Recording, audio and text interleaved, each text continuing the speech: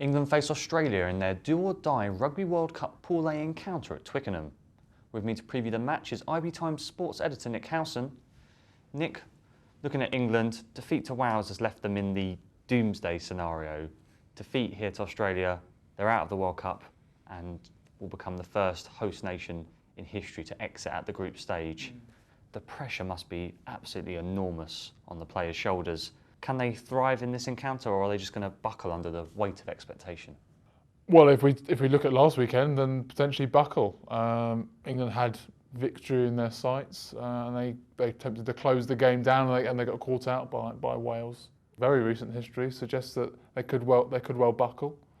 The fact that they've never won any silverware under Stuart Lancaster, no Six Nations titles to speak of.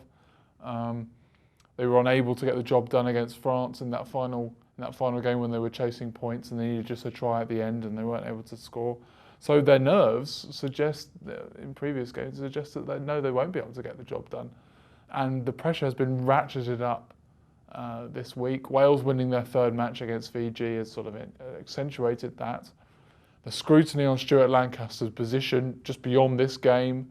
I think I said last week that the Wales game would define his reign. This one even more so, and it could well see whether he's going to. And he said he's got a contract till 2019. He's going to be able to see that out. I mean, this result really is pivotal in so many different aspects, and England's nerves are going to be frazzled. Everything points towards the fact that England, they could fumble again. And looking at this Australia team, they've looked very strong in their first two matches against Fiji and Uruguay. They'll be full of confidence, but it's fair to say they haven't been tested so far this World Cup. Absolutely. I think if we're looking at one, maybe there's more than one sort of negative aspect from the Australian point of view, but perhaps they come into this massive game a little bit undercooked.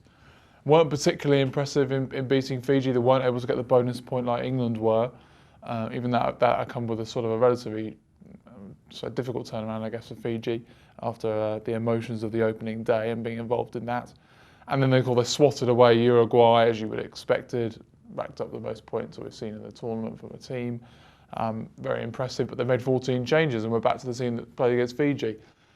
So I guess in some ways, don't really know what to expect too much. They've kept their cards relatively close to their chest. They've almost left England to sort of revel in their own problems and sort of got on with their own job. So, let's see what's going to happen. I mean, the back row is going to be very important for Australia. Again, it's going to be about breakdown like it was last week, and England failed to deal with the pressure from Wales. The likes of Hooper and Pocock, they're going to give England a lot of problems. So we wait and see. But yeah, Australia, I think that's potentially one area of weakness. They might get caught cold a bit early on, and that Twickenham crowd can get behind England, and potentially, we could see a result.